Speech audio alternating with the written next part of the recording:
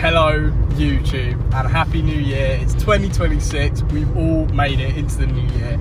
I hope everyone had a great Christmas and a great New Year's celebrations. But alas, it is a new year and there's new projects on the horizon. Today, me and Ella are actually on our way to go view a new car. Now, this car is gonna be risky if I go for it. It really is. We're gonna be taking a massive risk on this. We're basically on our way to view it now. It's about an hour and a half away from where we live down in Little Worthing. We've got to drive all the way there to go view it. Now, out of respect for the owner of the car, I can't really get many videos and stuff. We're gonna go view the car, go have a look, see what it's saying. It is not drivable, if that gives you a hint. I can't drive it away. It's sawn off the road at the minute. The car is also not going to be for me. It may be for someone else. So keep tuned. We're going to head down there now, go check this car out, and I'll catch up with you guys in a bit, see what the verdict is.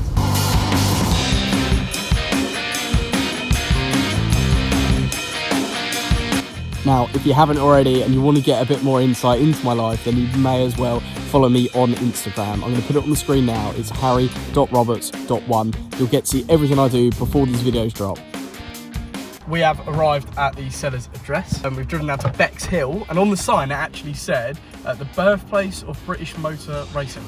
So I think we're on to a good sign, people. I think we're on to a good sign, but we've arrived. Like I said, I'm not going to film much with the interaction with the seller. I don't think they're probably going to want to be on the internet, and it's a bit awkward trying to ask. So what I'm going to do, we're going to go take a look at the car. We think it needs a jump start. I might try and get some footage if I can, but if not, I'll catch up with you guys after with the verdict of whether we're going to buy it or not, and try and organise a trailer to come down and collect it. So catch up with you guys in a minute.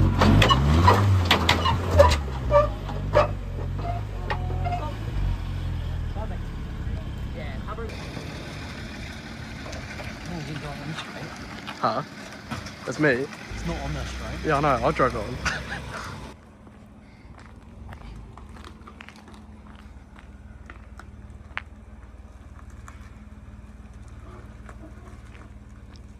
Yeah, go on. You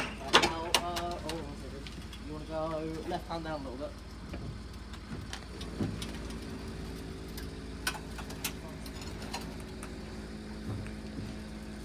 Yeah, go on, throw it back.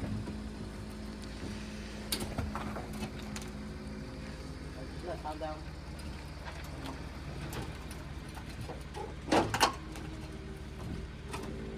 Now we've got to push it. We all need to give a massive round of applause to JL Automotive Logistics, if they have really sorted me out for this build. So big up those guys. If you guys need any services down south, I'm going to put their Instagram on the screen here. Right, so if you saw last night, you probably would have had a pretty good hint at what I've bought, but yeah. We bought MK2 TT. Call me Matt Armstrong, call me whatever you want, but I have got MK2 Audi TT. It's the 2 litre FSI, TFSI engine, BWA, same as like Mark 5 Golf GTIs and all things like that, which is, I've been told, very good engine. It's a good platform. I'll give you a quick little tour around her quick. So it's not in bad nick, it's all right. It's on 142,000 miles. It's got red leather interior, which is a little bit Marmite, but in person, it's actually a lot nicer. The camera shows it as really bright, but it's not. It's actually a lot darker in person. The interior is actually really nice. It's quite modern. It's not very dated for the year. It's got heated seats. It's all pretty good. It's all pretty good. The problem with this, it's the electric steering rack has gone down. Now, it has definitely failed. I've driven it, I've tried it, it's gone. It's perished, it's in the bin. Steering rack left the chat a long time ago. So that is the job. Now, I bought it for £700 with needing a new electric steering rack. So the plan is, all being well, get this on the road for about £1,000 or so, hopefully. Steering racks aren't that expensive, second hand. I found a couple for about 100 quid, 150 quid. But what we're gonna do, it needs a new battery because the battery's absolutely gone in the bin. So we're gonna chuck a new battery in it now. I've got a friend over that's just gonna check it, make sure everything's sweet as a nut, make sure it's definitely not a home blown head gasket or anything like that. Make sure it's all good, and go from there and see how we get on with it. So we've got to do a battery, and the battery's in the boot on these. Now, to open the boot, there is this little button here. You press that, but it's electric, and we've got no electrics. So there's only one way to open the boot, and that is by crawling in and pulling the little electrical emergency switch. So let's see if I can get in there.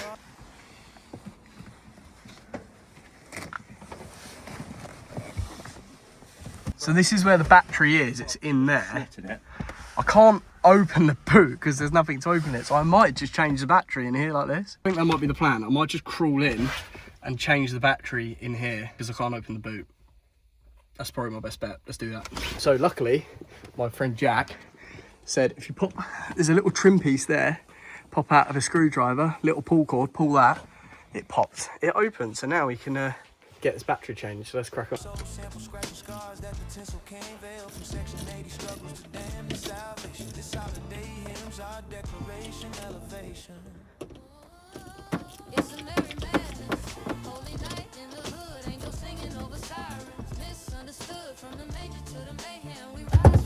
All the fuse plates and stuff, so I've just got to get this big wire terminal off. Hopefully just off like that. Oh, it's got a plate, look, you see down there, right at the bottom down there, you got to undo that, it holds the battery down. Hopefully it's only got one little plate. Yeah, I think it does. What's that? It's probably a 12mm. Let's get a 12mm quick. Is it not a 12? It's a 13. The world's longest extension. To loosen up. Metal pedals from GTI as well. Right, we ready? You've got cruise control. Oh. I should be able to retrofit really. The thing in the way.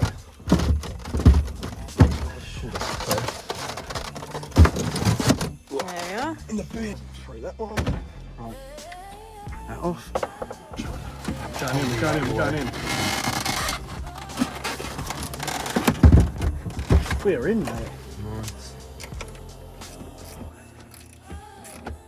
Right, you ready? Coming to life.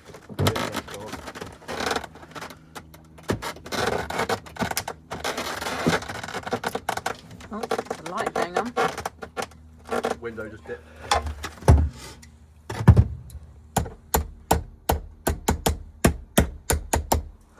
New batteries in. Ta-da! Now I'm going to start it and see if loads of things fix itself. One thing that was happening when we were starting it last night when we were jump starting it, is that the coolant fans were on full and it wasn't reading the coolant temperature, which really, if the car battery health was fine, that would normally indicate coolant temperature sensor's gone down. It's only a 20 quid fix if it is, but also it could just be where the battery is low voltage, car engine's gone into safe mode, kicks the fans on. So we're going to start it up and see what happens. What's that happy about? Service. Oh. Passenger airbag. Battery. On. Oh. Rear left turn signal. Ah! Turn down. That's your AC fans, that's like a cool thing.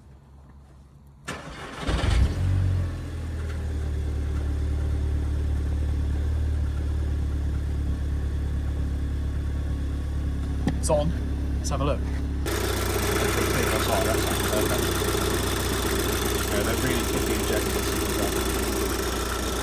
So the coolant fans haven't come on. They were coming on straight away last time with full whack, and they're not now with a new battery. So the battery theory, hopefully is correct. I'm just going to quickly test. So like I said, the steering, the electric steering is the main problem with this car. Electric though. If this battery died, the last owner's, or was on the way out, potentially, theory being, that could have caused the electric power steering to have a freak because it's electric, it's not getting enough power. So I'm going to quickly test the steering and see if it's still making the same problem, because before you would know if the steering was gone. So let's have a little test. Oh yeah.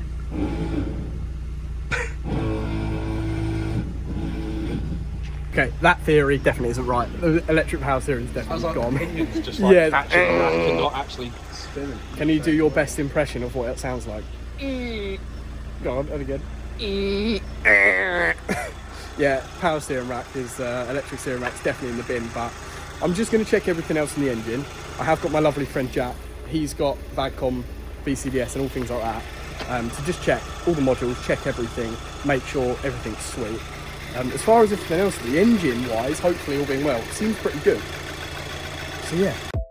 if you rate the Audi TT, then please smash that subscribe button. We've obviously got a big build in our hands, and I need the support from all you guys to help me get through this. So if you are enjoying this video and you think this is a good idea, then please smack that subscribe button.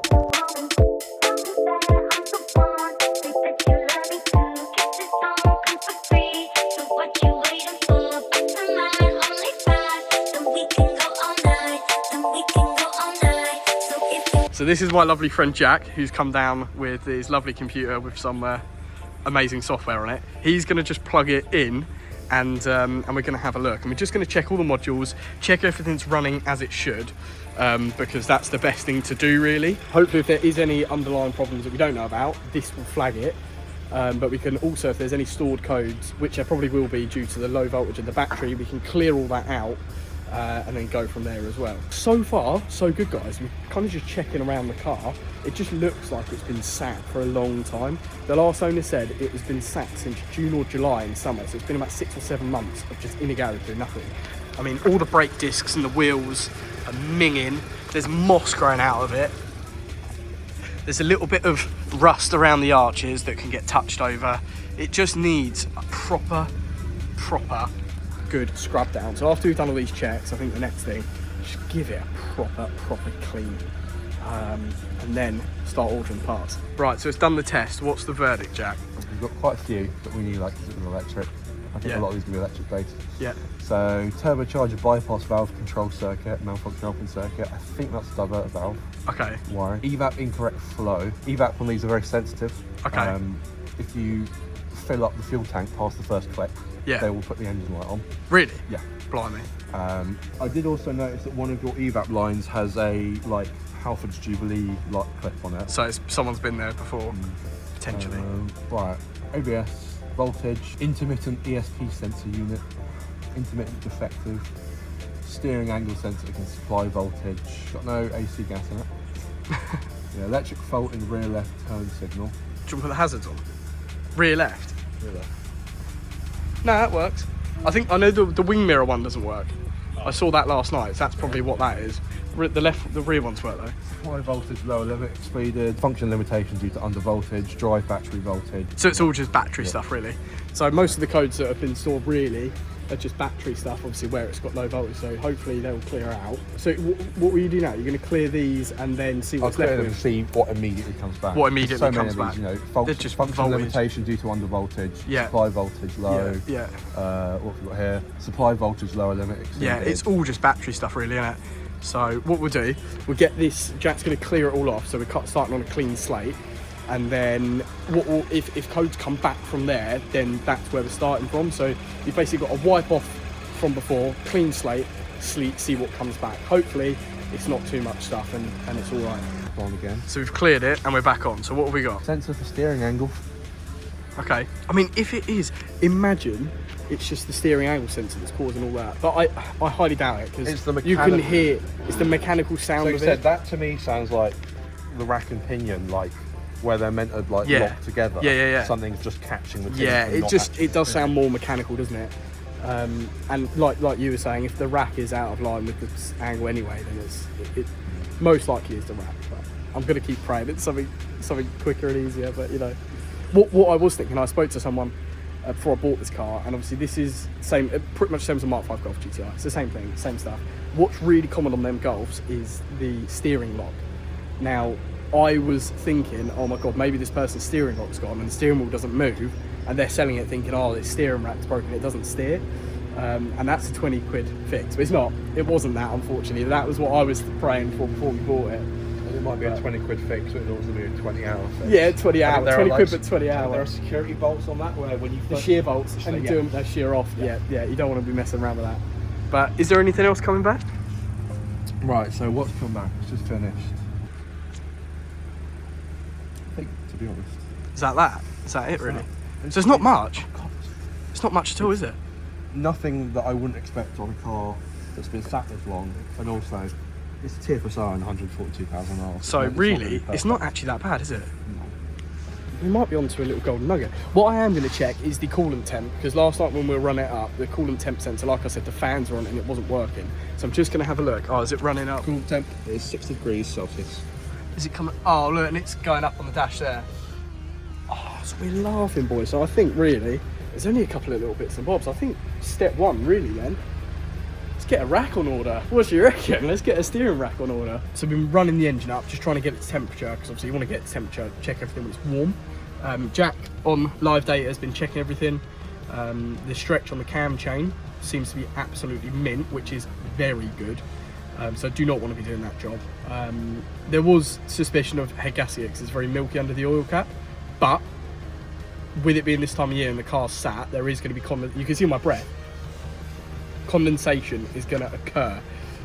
This car also hasn't been driven. A lot of the time, like Jack said, it needs the old Italian tune. Go drive it, thrash the balls off it to really clear everything out. There's no other signs of head gasket failure at all. The coolant's fine. It just looks really tidy, but everything else seems fine. It took a while to get up to temperature, but maybe it was when the thermostat was getting a bit stuck, because this thing probably hasn't run or got to temperature in about 6 months. So I think the thermostat was just struggling a little bit. But apart from that, I've just been trying out all the interior buttons and electronics. Everything seems to be working well. There's one thing I have noticed is the glove box is a little bit sad because the bracket down there is broken. But yeah, it definitely needs a big clean. I think the next thing is clean it up. The interior needs a proper wipe down. There's a little bit, it's pretty grim really. It looks like the last owner didn't really bother to clean it before they sold it. But yeah, there's one thing that I think Jack's probably about to say that I have seen, is that the rear end is quite rusty underneath. But I don't think it's awful. I thought I saw a hole on one of the rear arms last night, but it's not, it's just the design of it. It is quite rusty at the rear end. I'm gonna put a wire brush to it when I get it up in the air and hope and pray it's not too bad. But the rear beam on this is quite crusty, which is the one letdown for the car. But there's no rear beam on this. There's no rear beam. Is it independent suspension? Independent rear suspension. We've got trailing arms, camber arms. Yeah, they're all quite crusty, aren't they? Yes. They are very crusty. So we will, when I get it up on the ramp, because we are going to do a ramp for this job. I'm not doing it here, as you've seen in all my other videos. I am going to luckily get a ramp to do this. All being well, fingers crossed. I'm going to rent a ramp to do the steering rack. So when it's up in the air, we can all laugh at how rusty it is underneath. But I'm going to put a wire brush to it and probably try and underseal it while we're there. But so far, ladies and gentlemen, so good. The last thing we are going to do before we end off this video though, we are going to give this a massive clean because it is filthy. So insert cleaning time lapse now.